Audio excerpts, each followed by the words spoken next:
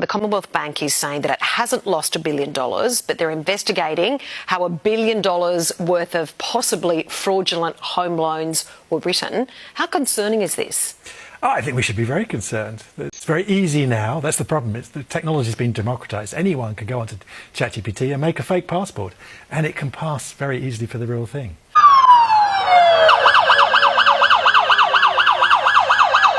According to the media, the Commonwealth Bank of Australia has somehow issued $1 billion in fraudulent home loans and blamed it on AI. They have since called in the police, which is curious for two reasons.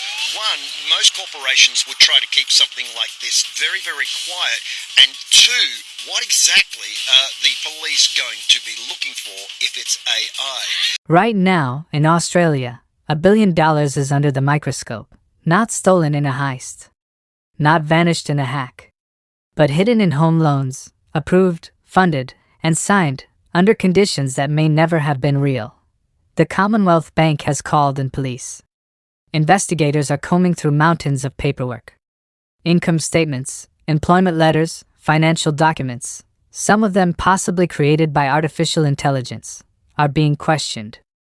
The Commonwealth Bank has called in police to investigate what could be the biggest ever case of bank fraud in Australia. It's discovered a staggering $1 billion in home loans may have been approved based on false documents or AI, with possible links to criminal networks. But here's the part nobody wants to admit. This wasn't just about a few fake payslips. This was about scale. When reports surfaced involving up to $1 billion in suspicious home loans tied to documentation concerns connected to Commonwealth Bank, it signaled something bigger than ordinary fraud. It signaled a shift, because this isn't the old-school scammer with Photoshop and a shaky signature. This is synthetic documentation built with precision. This is something that I think will ride them for at least the next 12 months. It's going to be a point of public embarrassment. AI tools today can generate employment letters that sound exactly like a corporate HR department wrote them. They can structure payslips with realistic tax deductions. They can create transaction histories that follow believable spending behavior.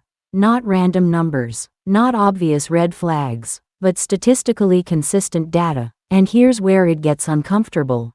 Banks were trained to look for human mistakes, spelling errors, misaligned fonts, unusual formatting. AI doesn't make those mistakes. What has happened, what is the solution, whether they'll be able to sell those houses and what the exposure really is for the bank. There's no comment from the Commonwealth today, but AI experts say after this, it and other banks will need to be more vigilant, and that may mean frustration for customers. It produces clean, structured, professional-looking files. Now imagine thousands of applications submitted with documents that pass visual inspection. All because generative systems can replicate patterns faster than any manual review team can detect them. This is where fraud stops being sloppy and starts becoming scalable. But here's the twist. Banks aren't sitting still. They're deploying their own AI systems to scan metadata hidden inside PDFs.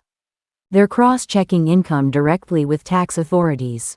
They're analyzing behavioral biometrics, how someone types, moves a mouse, even how long they hesitate before clicking submit.